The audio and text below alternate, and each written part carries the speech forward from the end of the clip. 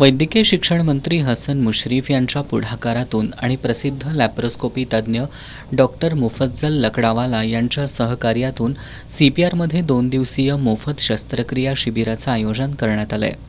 वैद्यकीय शिक्षण मंत्री हसन मुश्रीफ यांच्या हस्ते या शिबिराचं उद्घाटन करण्यात आलं.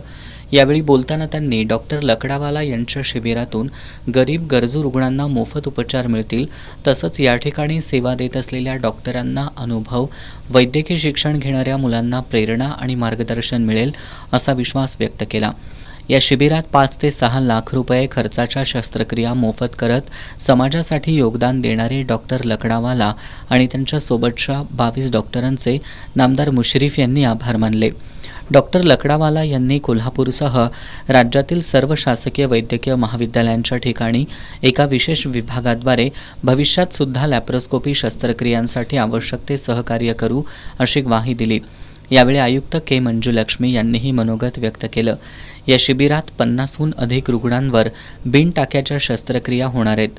मेरिल कंपनीकडून कृत्रिम गुडघे रोपणाच्या 5 शस्त्रक्रियांसाठी आवश्यक साहित्य दिलं जाणार आहे.